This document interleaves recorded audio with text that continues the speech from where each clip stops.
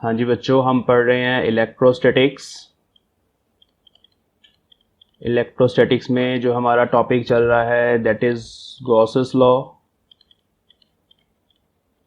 This is chapter number 3 we can से।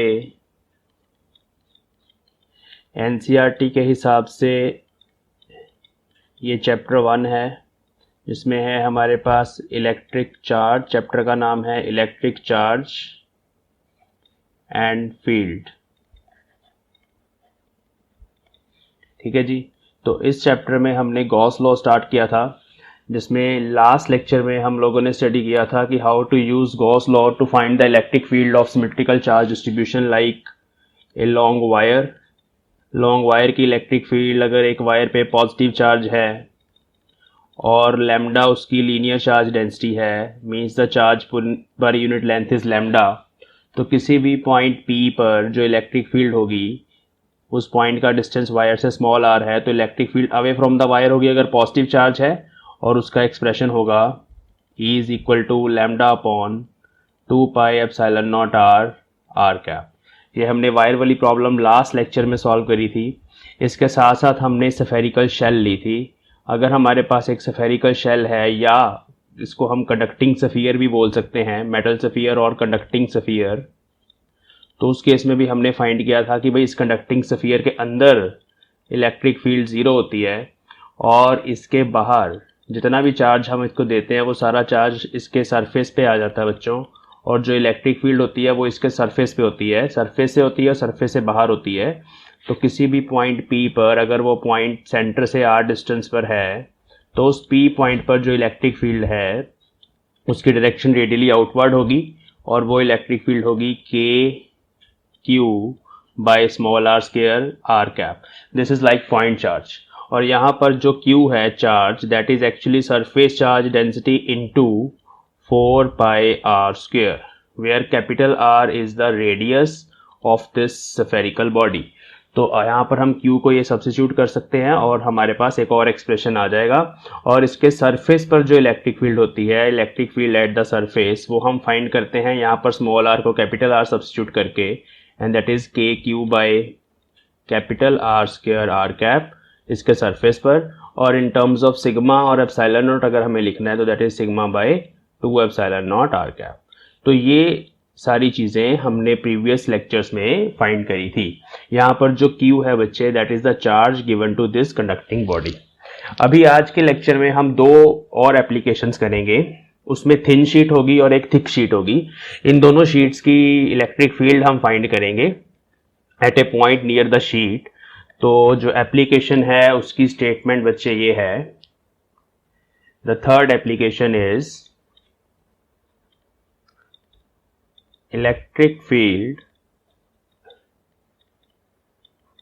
Due to ए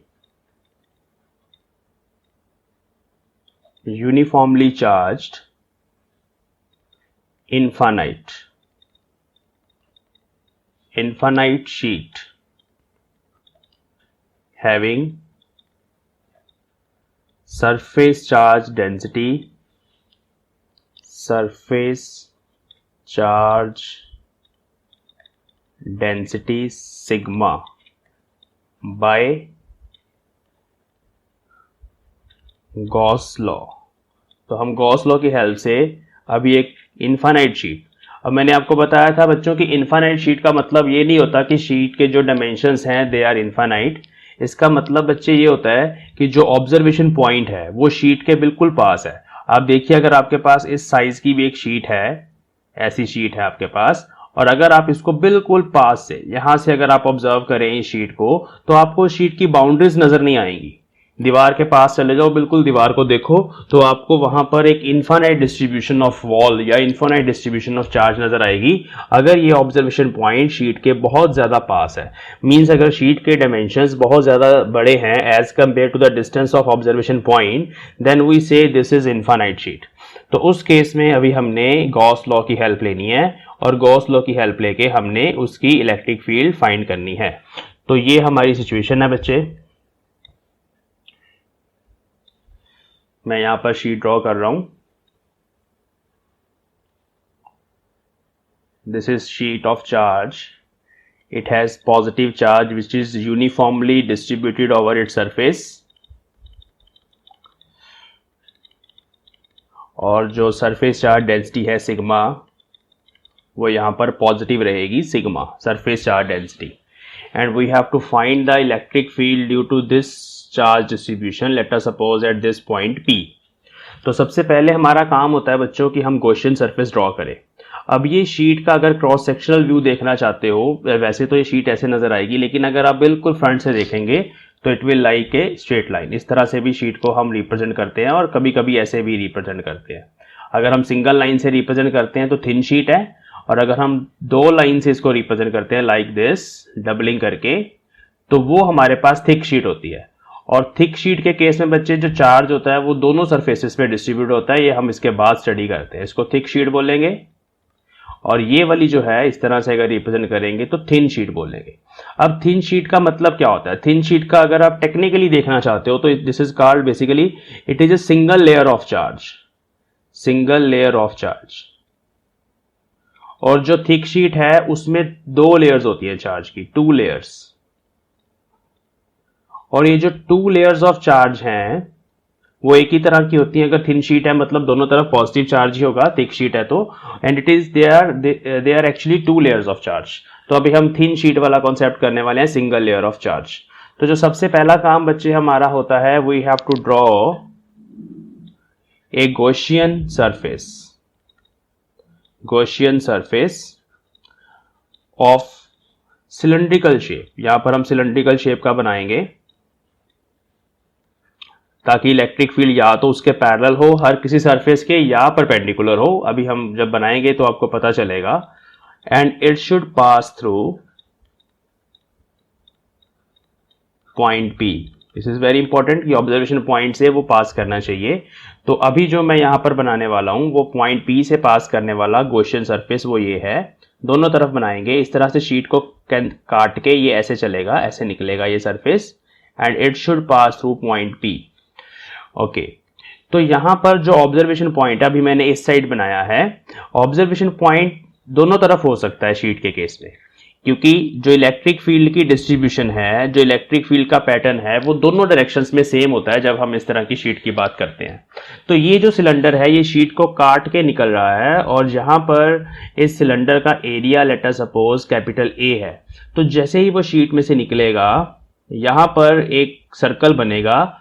उस circle ने एक्चुअली शीट में से काटा है, हमने सिलेंडर की हेल्प से उस सर्कल को काटा है. तो वहां पर भी एरिया A रहेगा और यहां पर भी एरिया A रहेगा क्योंकि ये एक सिलेंडर है.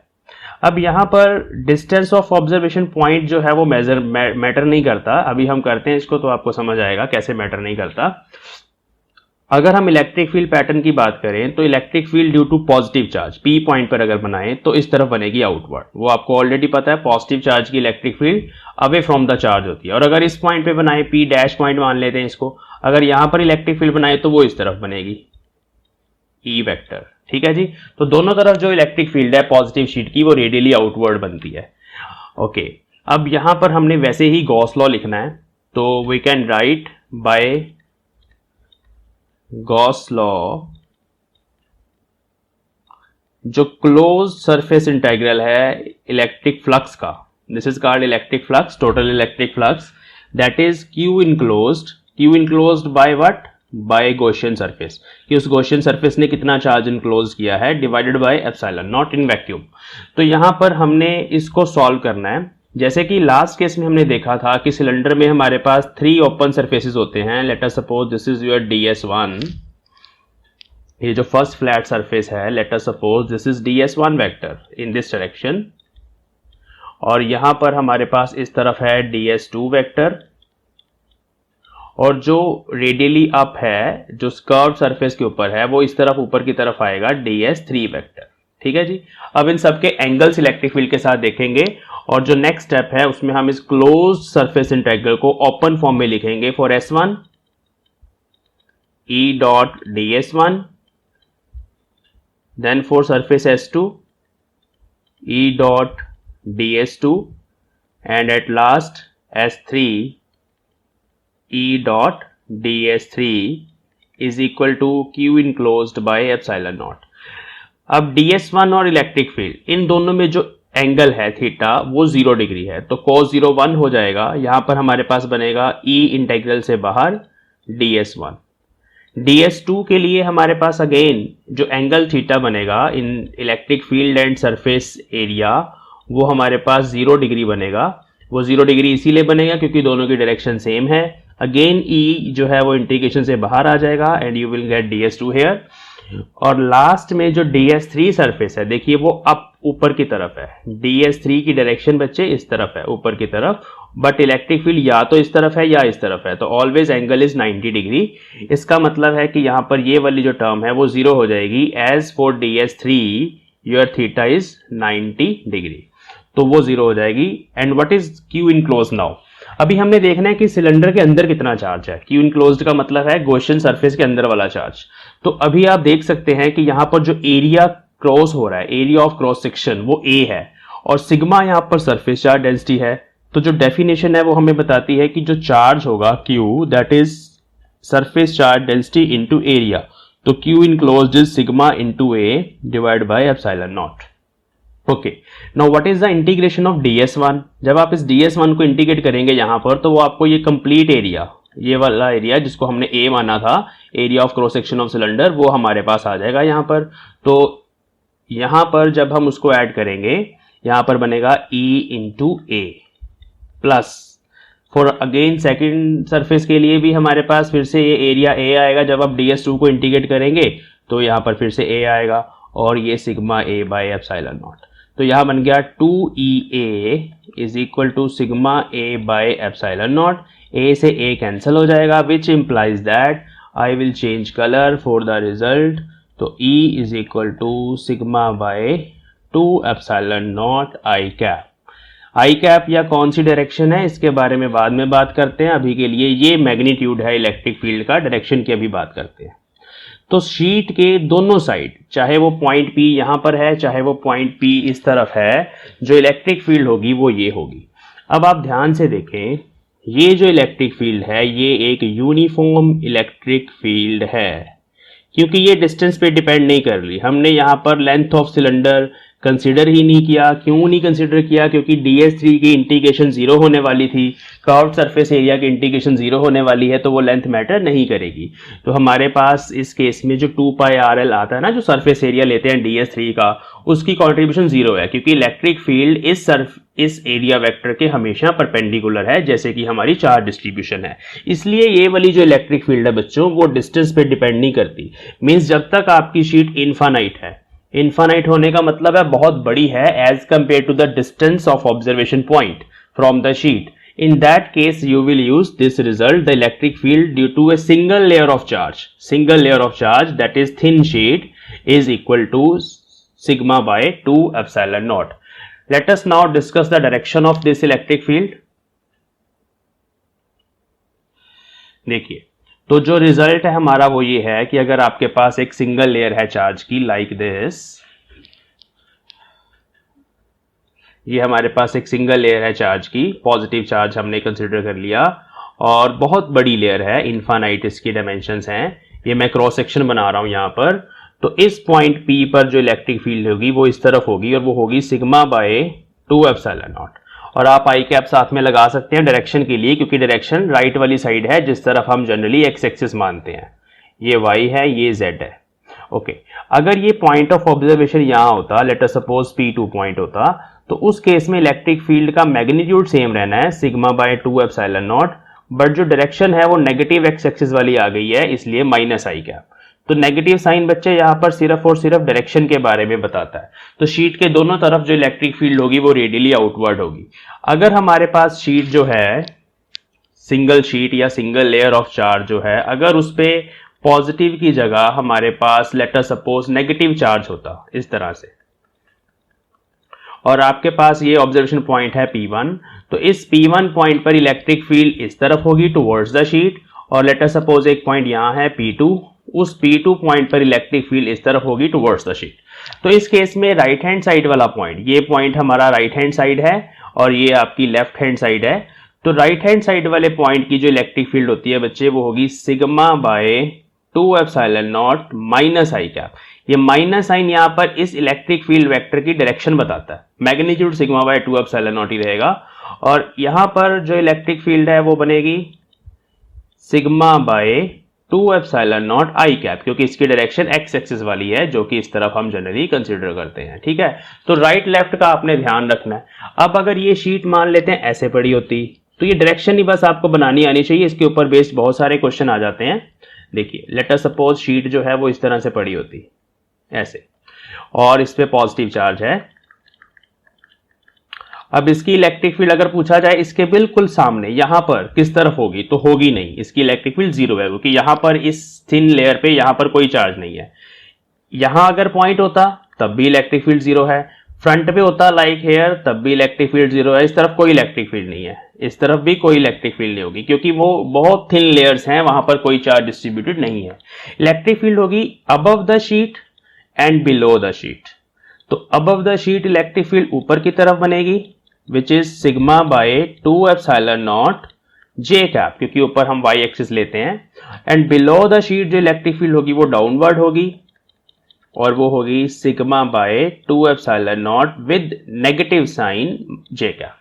तो इस तरह से आपको इलेक्ट्रिक फील्ड की डायरेक्शन जो है वो लिखनी आनी चाहिए इन डिफरेंट केसेस, ये बहुत इंपॉर्टेंट है। Okay, now let us suppose we will do thick sheet also. Thick sheet के केस में क्या होने वाला है, इसी का स्पेशल केस है, स्पेशल केस है या another case, you can say another case, कि अगर हमारी शीट जो होती वो थिक शीट होती तो क्या होता। थिक शीट का मतलब है मैंने जैसे बताया 2 parallel layers of similar charge. Thick sheet के केस में 2 पैरेलल लेयर्स होंगी सिमिलर चार्ज की और जितना भी चार्ज होता है सरफेस पे होता है, और यहां पर मैं आपको बता दूं ये मेटेलिक शीट की बात हो रही है, उसके अंदर इलेक्ट्रिक फील्ड जीरो होगी, मेटेलिक शीट की बात हो रही है। तो मैं पहले ड्रॉ करके दिखाऊं वो कैसी नजर आती है थिक शीट।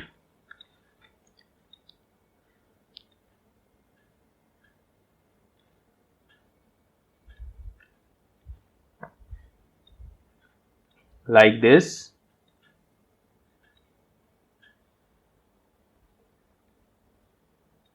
चलिए, तो इस तरह की थिक शीट हो सकती है जिसमें हमारे पास 2 सरफेसेस हैं, यहां ऊपर भी कुछ चार्ज होगा बट हम उस चार्ज को नहीं मान रहे, वो बहुत थिन मान रहे हैं उसको। यहां पर सरफेस पे भी अगर चार्ज हुआ ना फिर ऊपर की तरफ भी इलेक्ट्रिक फील्ड होगी, लेकिन उसको अभी मैं निगलेक्ट कर रहा हूं। तो लेट अस सपोज जो हमारा चार्ज है वो सिर्फ 2 सरफेसेस पे है, एक ये बैक वाला सरफेस उस पे चार्ज है पॉजिटिव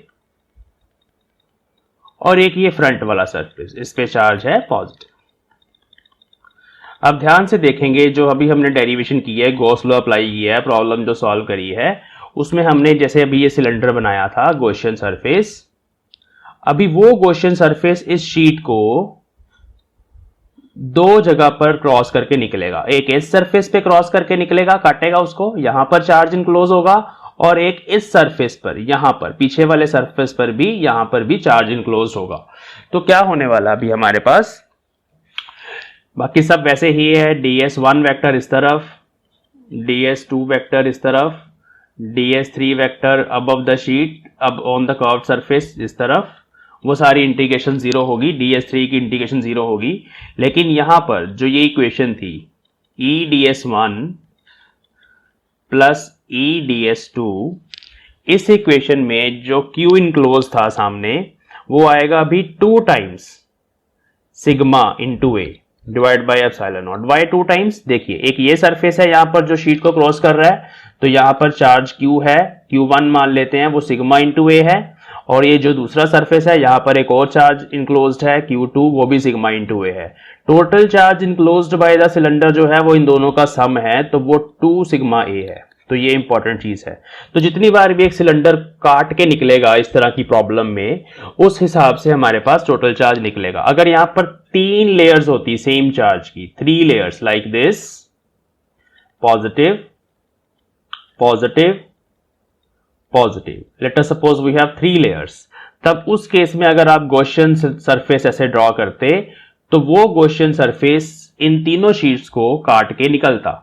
तो यहां पर भी फिर चार्ज इनक्लोज आना था, यहां पर भी आना था, यहां पर भी आना था। तो इस केस में जो टोटल चार्ज इनक्लोज आना था वो आना था 3 टाइम्स सिग्मा इंटू ए। तो इस चीज का आपने ध्यान रखना, अगर पॉइंट पी आपका यहां पर है तो 3 टाइम्स सिग्मा इंटू ए लिख सकते थे, लेकिन अभी 2 टाइम्स वाला कर लेते हैं। तो यहां पर आ गया हमारे पास E into A plus E into A is equal to 2 sigma A by epsilon naught. ये जो ए मैंने यहाँ पे सब्स्टिट्यूट किया है वो ds की इंटीग्रेशन है, क्योंकि ds इसी का पार्ट है जिसका टोटल एरिया ये वाला जो हमने कंसीडर किया था वो a है। तो ds तो ये छोटा सा होता है ना, उसको इंटीग्रेट करेंगे तो a आएगा। तो 2ea is equal to 2 sigma A by epsilon naught, और ये a से a कैंसिल हो गया, अभी 2 से 2 कैंसिल हो गया, तो रिजल्ट आ गया sigma by epsilon naught. Now if you have 2 parallel sheets then result is sigma by epsilon naught, और डायरेक्शन वही रहेगी। अगर आप इस पॉइंट पे लिख रहे हैं तो इस पॉइंट पे इलेक्ट्रिक फील्ड रहेगी sigma by epsilon naught i cap, और अगर आप इस तरफ लिख रहे हैं तो इधर रहेगी minus sigma by epsilon naught i cap. तो ये थिक शीट वाला केस है, और यहां पर ऐसे 3 लेयर्स के लिए भी पूछा जा सकता है। तो अभी आपने इसको डायरेक्टली अगर आपने प्रॉब्लम सॉल्व करनी है, अगर let us suppose objective type question आ गया आपके पास, तब आपने डेरिवेशन नहीं करनी, तब सिंपली आपने क्या करना है, उस केस में हमारे पास ये जो इक्वेशन है वो कैसे मॉडिफाई होगी, वो होगी इस तरफ तो हमेशा यही आएगा 2e इंटू ए, क्योंकि यहां पर 2 सरफेसिस हैं ये वाले जहां से वो इंटीग्रेशन निकलेगी, ठीक है, 2e इंटू ए। लेकिन इस तरफ हमारे पास आएगा 3 sigma A by epsilon naught. तो when you solve this, a से a कैंसिल हो जाएगा and result will be 3 sigma by 2 epsilon naught. तो इस तरह से ये रिजल्ट जो है वो मॉडिफाई होते हैं। तो यहां इलेक्ट्रिक फील्ड बनेगी 3 सिग्मा बाय 2 एप्सिलॉन नॉट। ये मैं इसकी बात कर रहा हूं, इस प्रॉब्लम की बात कर रहा हूं जो बिल्कुल सेम ऐसी ही है, ठीक है। मैं इसको बॉक्स में डाल दूं ताकि आप इसको आर्टिकल के साथ डेरिवेशन के साथ कंफ्यूज ना करें, ये अलग से चल रहा है यहां पे। चलो, तो ये हमारे पास थिक शीट का केस हो गया। अभी जो प्रॉब्लम्स आती है हमारे पास वो कैसी आती हैं, let us do 1 or 2 examples.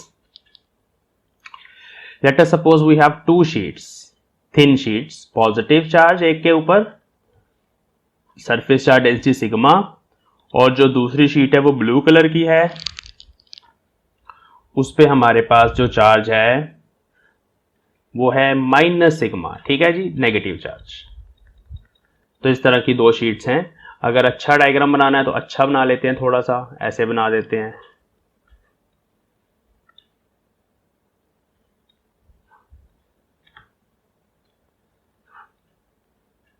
तो इस तरह की 2 शीट्स हैं, एक के ऊपर पॉजिटिव चार्ज है, दूसरे के ऊपर नेगेटिव चार्ज है।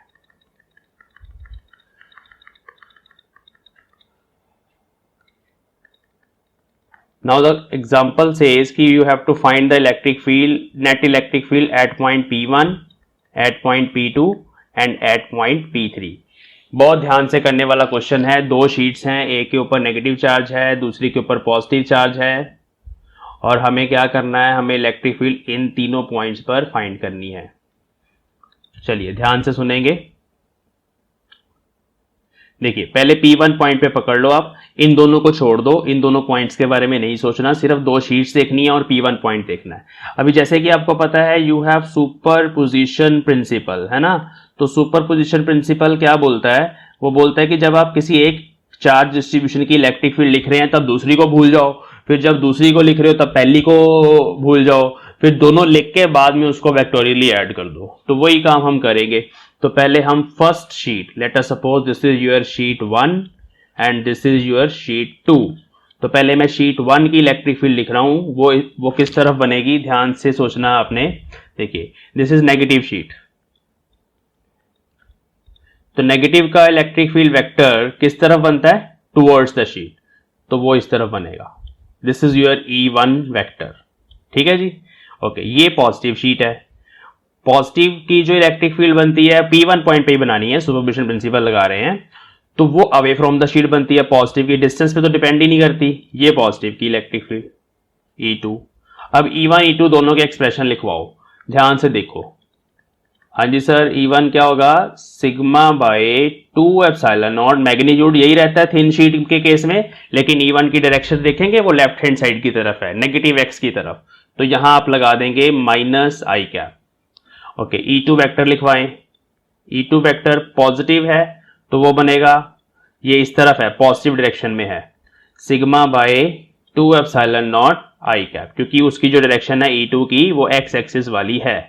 ठीक है जी, तो ये दोनों आपके पास वेक्टर्स आ गए। तो मतलब P1 पॉइंट पर जो नेट इलेक्ट्रिक फील्ड होगी बच्चों, वो इन दोनों का सम होगी, और जब आप इन दोनों को ऐड करेंगे, वेक्टोरियली ऐड करना है, योर रिजल्ट विल बी 0। देख ले ध्यान से, E1 vector plus E2 vector, पहले ऐसे लिख लो इसको, और जब आप इनको ऐड करेंगे ये बनेगा इन दोनों को ऐड करके 0।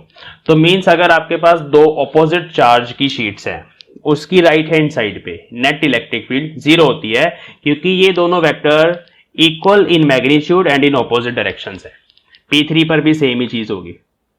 देखिए P3 पर मैं पहले फर्स्ट शीट की इलेक्ट्रिक फील्ड ड्रॉ करने वाला हूं। तो फर्स्ट शीट ये वाली है, ये नेगेटिव है, तो P3 पर इसकी इलेक्ट्रिक फील्ड इस तरफ बनेगी, और पॉजिटिव की electric field away from the sheet बनेगी, ये ब्लू वाली।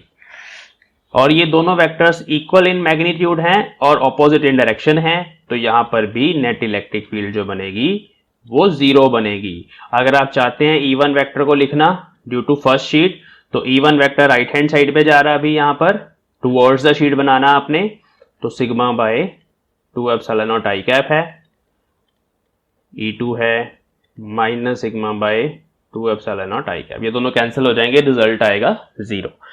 और अभी हम सेंटर वाले पॉइंट की बात करने वाले हैं, ध्यान से देखेंगे। P2 point,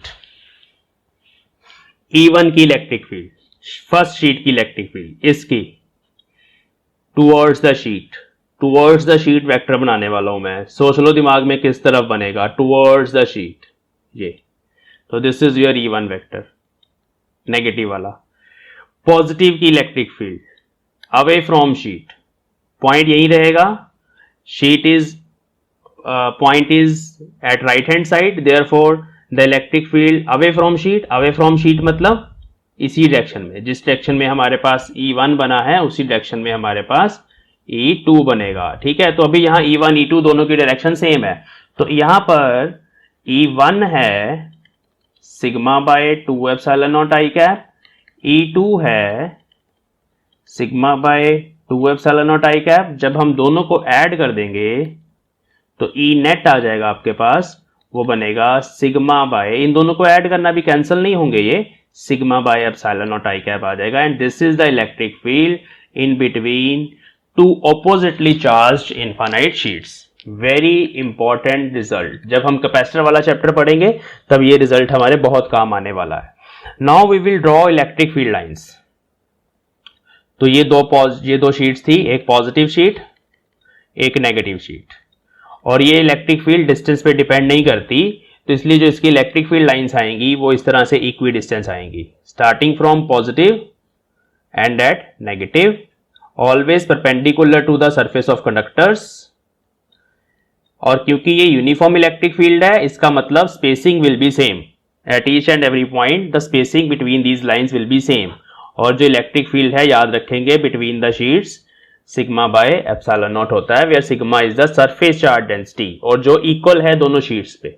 okay, now let us do another case. Late us suppose sigma is not same, sigma different होता है इस केस में, यहां होता सिग्मा 1, यहां होता सिग्मा 2, तो कुछ नहीं करना था, सेम है सब कुछ, जस्ट यहां पर ये कैंसिल नहीं होनी थी, सिग्मा 1 सिग्मा 2 में रिजल्ट आता 0 नहीं आता, तो वो भी प्रॉब्लम आप कर सकते हैं। सिग्मा के जो यूनिट्स होते हैं बच्चे, वो अगर न्यूमेरिकल प्रॉब्लम आएगी तो कुछ इस तरह से होगा, 5 माइक्रो कूलम पर मीटर स्क्वायर लाइक दिस, ठीक है, या 5 कूलम पर मीटर स्क्वायर लाइक दिस, तो इस तरह से इसके यूनिट्स होते हैं। डिस्टेंस पे ये इलेक्ट्रिक फील्ड डिपेंड नहीं करती, तो इसलिए इसको सॉल्व करना बहुत ज्यादा आसान है। ओके, आपने जो ट्राई करना है वो ये ट्राई करना है, लेट अस सपोज अगर आपके पास दो नेगेटिव शीट्स होती, एक एग्जांपल आप लोगों के लिए, ये फर्स्ट शीट ये सेकंड शीट, दोनों नेगेटिव हैं, इस पे भी नेगेटिव चार्ज है, इस पे भी नेगेटिव चार्ज है। अब आपने बताना है कि इसकी इलेक्ट्रिक फील्ड इस पॉइंट पर कितनी होगी। ध्यान से देखें, ये लेट अस सपोज शीट ए है, ये शीट बी है, तो दोनों के electric field vector towards the sheet बनेंगे, तो यहां दोनों ऐड होंगे। यहां पर अगर पॉइंट होगा तो ए शीट का इलेक्ट्रिक फील्ड वेक्टर इसकी तरफ बनेगा, ये ई ए है, और बी शीट का इलेक्ट्रिक फील्ड वेक्टर उसकी तरफ बनेगा टुवर्ड्स द शीट, ये दोनों यहां पे कैंसिल हो जाएंगे। तो इस केस में इन बिटवीन द शीट्स जो है वो हमारा आंसर 0 रहेगा, ये दोनों यहां पर कैंसिल हो जाएंगे। अगर आपका ऑब्जर्वेशन पॉइंट यहां होता तो दोनों की इलेक्ट्रिक फील्ड, क्योंकि दोनों नेगेटिव चार्जेस हैं, टुवर्ड्स द शीट ही बनते, ठीक है। तो इसमें EA भी इधर बनता और EB भी इधर बनता।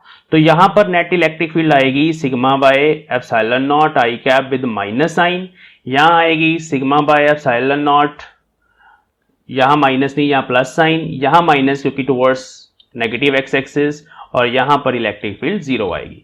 तो अब आप इसको डायरेक्टली लिख सकते हैं, जस्ट आपने ज्यादा नहीं सोचना, डायरेक्ट रिजल्ट यूज करना है। अगर डेरिवेशन आ जाती है, जो कि बहुत इंपॉर्टेंट है सीबीएसई में, ये वाली डेरिवेशन, थिक शीट वाली प्रॉब्लम भी, और ये जो थिन शीट वाली प्रॉब्लम है, ये वाली प्रॉब्लम, ये सीबीएसई में पूछी जाती है। तो वहां ऐसे ड्राइव करना है, जब भी ड्राइव करना है डायरेक्शन बता के आना है कि सर इस तरह से इसकी डायरेक्शन होती है। और ये थिक शीट वाले के केस में छोटा सा यहाँ पर मॉडिफिकेशन है, बाकी रिजल्ट वो पिछले वाला यूज करना है, लेकिन यहाँ से जो स्टेप्स होने वो न्यू होंगे। तो ये न्यू स्टेप्स हैं, वो वहां से चेंज करने हैं लास्ट वाले से। और इस केस में तो ये एग्जाम्पल है, इस तरह की एग्जाम्पल्स बहुत सारी पूछी जा सकती हैं, डिजाइन की जा सकती हैं, ठीक है। जैसे एक एग्जाम्पल और कर लेते हैं, ध्यान से देखते हैं। कह रहे हैं कि दो इन्फानाइट शीट्स हैं लाइक दिस, ये वायर्स नहीं है बच्चे, शीट्स हैं, क्रॉस सेक्शनल व्यू में आपको दिखा रहा हूं, और वो इस तरह से 90 डिग्री पे क्रॉस कर रही है। एक शीट इस तरफ होगी पीछे की तरफ, और ये भी ऐसे पीछे की तरफ होगी। तो मैं वो नहीं बना रहा पूरी, मैं जस्ट क्रॉस सेक्शनल व्यू बना रहा हूं, ये शीट है, ओके।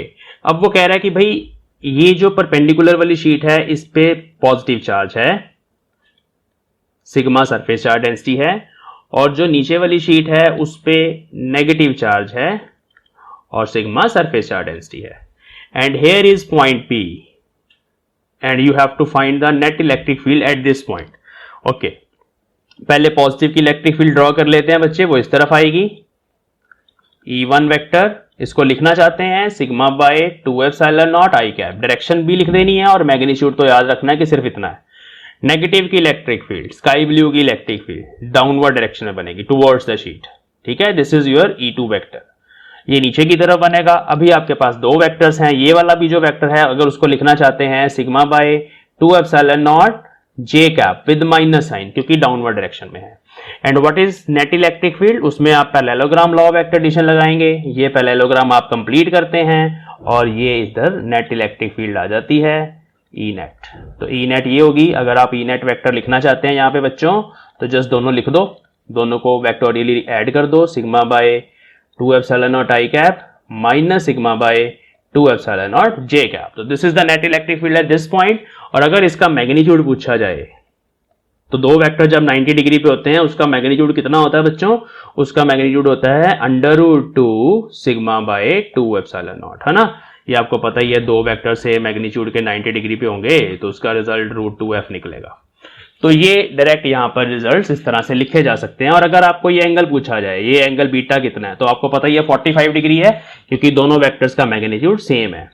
तो टेंजेंट बीटा इज 45 डिग्री। वो कैसे किया जाता है, y component divide by x component 1 आ जाएगा आपके पास, और टेंजेंट की वैल्यू 145 डिग्री पे होती है। तो इस तरह की प्रॉब्लम्स आ सकती हैं। अगर आपसे पूछा जाए कि यहां पर एक पॉजिटिव चार्ज पड़ा है Q0, find the force on that charge, तो इसमें फोर्स आप कैसे निकालेंगे, simply Q0 into E vector, positive charge है तो उसी डायरेक्शन में जाएगा जिधर ई नेट है, तो ये बन जाएगा जी हमारे पास Q0 √2 sigma divide by 2 epsilon naught. ये मैंने जो भी नेट इलेक्ट्रिक फील्ड निकली थी यहाँ पर, उसकी वैल्यू मैंने यहाँ पुट कर दी, Q0 से मल्टीप्लाई कर दिया, और जो डायरेक्शन है बच्चे, ये फोर्स का मैग्नीट्यूड मैंने लिखा है, और अगर डायरेक्शन लिखनी है तो यहाँ पर Q0 से मल्टीप्लाई करेंगे। अच्छा, एक और बताऊं क्या चेंजेस आते हैं क्वेश्चन जब जेई या नीट का क्वेश्चन बनता है। एक और नई चीज बताते हैं आपको। इस केस में ना ये भी बोल देते हैं कि यहाँ पर ग्रेविटी भी है डाउनवर्ड डायरेक्शन में, और इस चार्ज का मास m है। तो फिर क्या होगा, फिर डाउनवर्ड डायरेक्शन में एक और फोर्स लगेगी। एक तो ये नेट फोर्स इस तरफ आ जाएगी, दूसरी डाउनवर्ड डायरेक्शन में एक और फोर्स लगेगी विच इज mg, हाँ, weight of the mass, weight of the charge particle. तो बस फिर उस फोर्स को, उस दोनों के रिजल्टेंट आपने फाइंड करना है कि वो किस डायरेक्शन में नेट जाएगा। एक्सेलरेशन मींस उस डायरेक्शन में होगा जिधर नेट फोर्स लगेगी। तो इस तरह के क्वेश्चन आ जाते हैं। हाँ जी, हमारे पास है ड्रॉ इलेक्ट्रिक फील्ड लाइंस, और जो फर्स्ट क्वेश्चन है वो ये है Q1 Q2 ग्रेटर देन 0, और उसके साथ ये चीज मेंशन्ड है Q1 greater than Q2 greater than 0। तो ये जो फर्स्ट कंडीशन है बच्चे, ये हमें ये बताती है कि अगर हम दोनों को मल्टीप्लाई करें तो हमारे पास पॉजिटिव आंसर आना चाहिए, ग्रेटर देन 0 आना चाहिए। अब इन दोनों को मल्टीप्लाई करके पॉजिटिव आंसर तभी आएगा जब Q1 एंड Q2 या तो वो दोनों पॉजिटिव हो या फिर Q1 एंड Q2 दोनों ही नेगेटिव हो, मतलब दोनों सिमिलर चार्जेस हैं। सबसे पहली बात तो ये है, नंबर 1।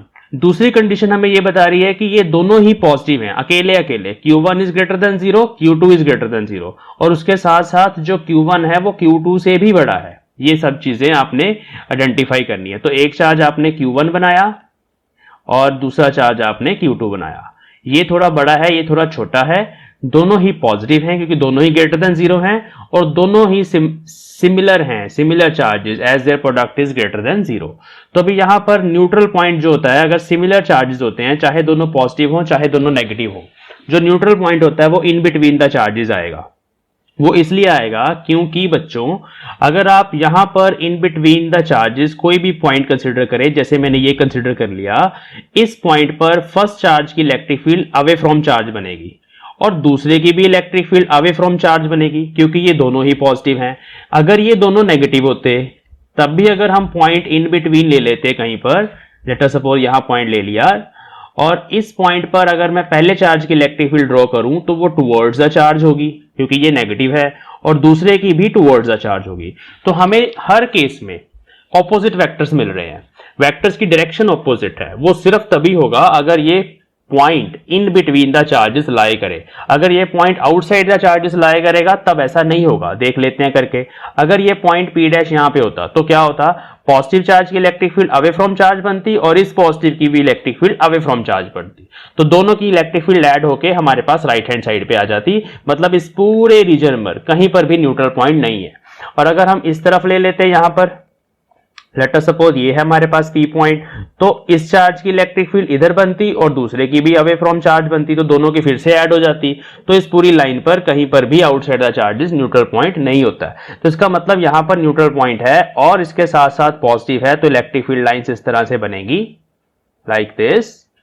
अब ध्यान से देख लो कैसे ड्रॉ करनी है। यहां बिल्कुल सीधी बनानी होती है, रेडियली आउटवर्ड, है ना, इधर सीधी बनानी होती है, इधर सीधी बनानी होती है, स्ट्रेट। सिर्फ यहां पर थोड़ी बेंडिंग शो करनी है। ओके, अब इसमें थोड़ी ज्यादा बनानी है इलेक्ट्रिक फील्ड लाइंस, दूसरे वाले में थोड़ी सी कम बनानी है क्योंकि दूसरे वाले का मैग्नीट्यूड थोड़ा छोटा है। ये नहीं पता कितना है, रिलेशन नहीं दी हुई उसने, डबल नहीं बोला हुआ, ट्रिपल नहीं बोला हुआ, तो गिनने की जरूरत नहीं है, बस थोड़ी कम बनानी है। तो ये फर्स्ट प्रॉब्लम की इलेक्ट्रिक फील्ड लाइंस है, ये न्यूट्रल पॉइंट है। ये पूरी लाइन जो है यहां पर न्यूट्रल पॉइंट होगा, सिर्फ एक ही होगा पॉइंट न्यूट्रल। यहां पर न्यूट्रल नहीं होगा, यहां पर न्यूट्रल नहीं होगा, सिर्फ एक ही पॉइंट होता है इन बिटवीन द चार्जेस। चलिए एक और चीज सिखाते हैं। मान लेते हैं ये पॉजिटिव चार्ज था और ये पॉजिटिव चार्ज था। न्यूट्रल पॉइंट और कहीं पर नहीं होगा, मैं इस चीज के बारे में बताने वाला हूं आपको, वो सिर्फ लाइन ज्वाइनिंग पर ही होगा। अगर मान लेते ये पॉइंट थोड़ा सा ऊपर ले लेते हम यहां पर, तो देखिए यहां पर इस पॉजिटिव की इलेक्ट्रिक फील्ड इधर बनती और इस पॉजिटिव की इलेक्ट्रिक फील्ड इधर बनती, तो नेट इलेक्ट्रिक फील्ड है ना फिर वहां पर कितनी है, ऐसे पैरेललोग्राम किस तरफ है, ऐसे पैरेललोग्राम कंप्लीट करते हैं हम और नेट इलेक्ट्रिक फील्ड इस तरफ है। तो इस तरह से बाकी सारे पॉइंट्स पर कुछ ना कुछ इलेक्ट्रिक फील्ड होती है, सिर्फ न्यूट्रल पॉइंट पर नहीं होती। तो ये पहले की इलेक्ट्रिक फील्ड लाइंस हैं। दूसरा केस, सेकंड केस में हमारे पास क्या क्या मेंशन्ड है, एक तो है Q1 Q2 less than 0 first condition. Second condition Q1 is greater then magnitude of minus Q2 और ये है 0 से छोटा और ये इससे बड़ा है। और थर्ड कंडीशन साथ में कुछ और भी लिखी गई है, वो है Q1 का magnitude greater than minus Q2 का मैग्नीट्यूड। ओके, अब यहां पर Q2 0 से छोटा है मतलब नेगेटिव है, Q1 पॉजिटिव है क्योंकि फर्स्ट कंडीशन पहले ही बता रही है कि दोनों का प्रोडक्ट लेस देन 0 है। दोनों का प्रोडक्ट लेस देन 0 तभी आएगा जब एक चार्ज पॉजिटिव होगा और दूसरा चार्ज नेगेटिव होगा, नंबर 1। दूसरी चीज ये है कि अगर मैग्नीट्यूड्स की बात करें तो एक चार्ज बड़ा है दूसरा चार्ज छोटा है, बस ये दो कंडीशंस हैं। तो कैसे इलेक्ट्रिक फील्ड लाइन ड्रॉ करेंगे, हम यहां पॉजिटिव चार्ज बना देंगे Q1, थोड़े डिस्टेंस पे नेगेटिव चार्ज बना देंगे माइनस Q2। अब न्यूट्रल पॉइंट इन बिटवीन नहीं हो सकता, क्यों? अगर मान लेते हैं हम यहां पर है न्यूट्रल पॉइंट, तो देखिए Q1 की इलेक्ट्रिक फील्ड इधर बनेगी Q2 की भी इलेक्ट्रिक फील्ड इसी साइड बनेगी, दोनों सेम डायरेक्शन में बनेगी किसी भी पॉइंट के लिए। अगर पॉइंट इन बिटवीन लोगे तो इसका मतलब है कि वो दोनों इलेक्ट्रिक फील्ड्स हमेशा ऐड ही होंगी, कभी भी कैंसिल नहीं होंगी। किसी भी डिस्टेंस पे वो इक्वल अगर हो भी जाए तो कैंसिल नहीं होंगी। तो न्यूट्रल पॉइंट इन बिटवीन लाई नहीं करता, न्यूट्रल पॉइंट लाई करता है आउटसाइड द चार्जेस। क्यों? अगर हम यहां पर एक पॉइंट P ले ले तो आप ध्यान से देखिए, इस पॉइंट P पर पॉजिटिव की electric field away from charge, negative की इलेक्ट्रिक फील्ड टुवर्ड्स चार्ज। तो देखिए दो वेक्टर ऑपोजिट डायरेक्शन में आ गए ना। अब जिस डिस्टेंस पे इनका मैग्नीट्यूड बराबर हो जाएगा वहां पर नेट इलेक्ट्रिक फील्ड जीरो होती है। तो इस केस में ऐसा होता है। और ये जो पॉइंट ऑफ इक्विलिब्रियम होता है या न्यूट्रल पॉइंट होता है, it is towards the smaller charge, छोटे चार्ज वाली साइड पे होता है और आउटसाइड द लाइन ज्वाइनिंग होता है। इसको आप याद भी रख सकते हैं। तो अभी इलेक्ट्रिक फील्ड पैटर्न बनाना है, तो इलेक्ट्रिक फील्ड पैटर्न आपके सामने है। पॉजिटिव से इलेक्ट्रिक फील्ड लाइंस निकलती हैं, नेगेटिव में चली जाती हैं, इस तरह से पॉजिटिव से निकलती हैं, नेगेटिव में चली जाती हैं। लेकिन पॉजिटिव का मैग्नीट्यूड थोड़ा ज्यादा है तो इधर भी जाएगी एक, इधर भी जाएगी, इधर भी जाएगी, और यहां से ऐसे भी बनेगा। ये ऐसे पॉजिटिव में जा रही थी लेकिन न्यूट्रल पॉइंट है तो इस तरह से भी एक दो इलेक्ट्रिक फील्ड लाइंस वहां पर शो करी जा सकती हैं। तो this is your neutral point. वहां पर कोई इलेक्ट्रिक फील्ड लाइन उस पॉइंट में से नहीं निकलेगी, वहां पर इलेक्ट्रिक फील्ड जीरो होगी। ये बेंडिंग की हुई है इलेक्ट्रिक फील्ड लाइन की, ऐसे ये जा तो सीधी रही थी लेकिन इस नेगेटिव की इन्फ्लुएंस के कारण, इस नेगेटिव की इलेक्ट्रिक फील्ड के कारण इस तरह से इलेक्ट्रिक फील्ड लाइंस बेंड हो जाती है। तो नेगेटिव में कम जा रही हैं लेकिन पॉजिटिव से ज्यादा निकल रही हैं, जो इस चीज को, इस कंडीशन को सेटिस्फाई करता है कि Q1 का मैग्नीट्यूड ज्यादा है और Q2 का छोटा है। ए charge Q is placed in front of an infinite sheet. अब ये इनफाइनाइट शीट है, अब तुम इसका क्यूब नहीं बना सकते। Infinite sheet, infinite surface. Find the flux through this surface. Find the flux through sheet. This is infinite sheet. And the question is find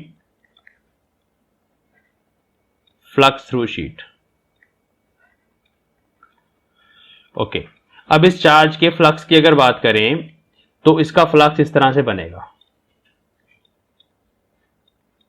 sir आपने ये क्वेश्चन भेजा था। मैंने बोला बोलना मत, जरा 2 मिनट ध्यान से सुनो। मैंने भेजा था, पता नहीं मुझे। तो इसका फ्लक्स बच्चे ऐसे बनेगा 3D में चारों तरफ, लेकिन इस शीट में से कितना निकलेगा? इनफाइनाइट शीट है ना, तो मैक्सिमम इधर से इतना, इधर से इतना, मैक्सिमम। ये वाली जो इलेक्ट्रिक फील्ड लाइन है जो इस शीट के पैरेलल है, अगर ये इनफाइनाइट भी है तो ये जाके इसको इन्फिनिटी पे मिलेंगी। तो सिर्फ ये वाली जो हाफ कंट्रीब्यूशन है, आधा चार्ज इस तरफ, आधे चार्ज का फ्लक्स इधर चला जाएगा, हाफ फ्लक्स इस तरफ चला जाएगा और हाफ फ्लक्स इस तरफ चला जाएगा। टोटल फ्लक्स किसी भी चार्ज का होता है Q/ε0। तो इस इनफाइनाइट शीट में से जो फ्लक्स निकलेगा वो निकलेगा Q/2ε0। फ्लक्स जस्ट लाइट की तरह है, जैसे एक बल्ब है उसकी लाइट चारों तरफ जा रही है, तो आपने सामने शीट रख दी इनफाइनाइट शीट, तो उस शीट में से हाफ लाइट निकल जाएगी और हाफ लाइट ऑपोजिट डायरेक्शन में चली जाएगी। तो इसका आंसर आएगा Q/2ε0।